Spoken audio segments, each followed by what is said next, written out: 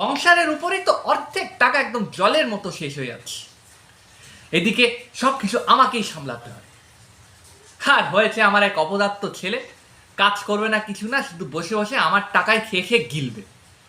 আজ তোকে একটা শিক্ষা দিতেই হবে। এই খোকা, তাড়াতাড়ি আয়, কথা আছে। এ কি, এখন আবার কোন হতক ছাড়া আসলো? কাকু কেমন আছো?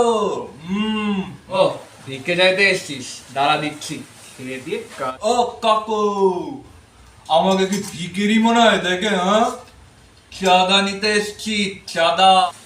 চাঁদা? কিসের চাঁদা? তুমি কি ভুলে গেছো নাকি? আর কয়দিন বাদে কালী পুজো, আমাদের পাড়ায় কালী পুজো হবে, তাই ওর জন্য চাঁদা নিতে এসছি। এবার চাঁদা ডালো। হ্যাঁ ঠিক আছে ঠিক আছে, এনে 100 টাকা রাখ। পুজোটা যেন ধুমধাম ভাবে হয়, ঠিক আছে? 100 টাকা? হ্যাঁ তো আমাকে কি বোকা পেয়েছো নাকি? হ্যাঁ, 100 টাকায় কি তুমি পুজো দেবা? তুমি ভোগ খাবা? হ্যাঁ, 100 টাকায় হবে না। কেন রে, কত টাকা দিতে হবে আমাকে তোকে? হ্যাঁ, 5,000 টাকা ঢালো। 5,000 টাকা? ওই 5,000 টাকা কোনোদিনও বাপের জন্ম দেখেছিস? হ্যাঁ, তোকে 100 টাকা দিয়েছি, 100 টাকার সে বেশি একটা টাকা আমি তোকে দেবো না। ওঠ এখান থেকে। কোনো কাকু, বেশি বাড়াবাড়ি না কিন্তু। আমরা কিন্তু পার্টির লোক, বাড়াবাড়ি হলেই কিন্তু। পার্টির ভয় দেখাচ্ছিস তুই আমাকে? ওই, তুই শুভঙ্করের লোক না? হ্যাঁ, আমরা শুভঙ্কর দার লোক। তুমি কি করে চিনলা? ওরে, শুভঙ্কর আমারই বন্ধু।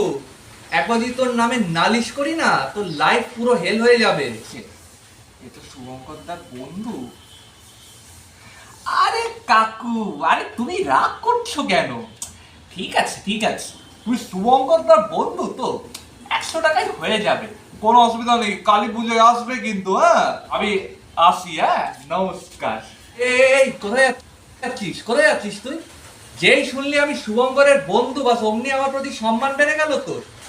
কোথায় গেল তোর মস্তানগিরি? হ্যাঁ, অন্য কেউ হলে তো এতক্ষণে 5,000 টাকা তো তুলে নিয়ে যেতিস।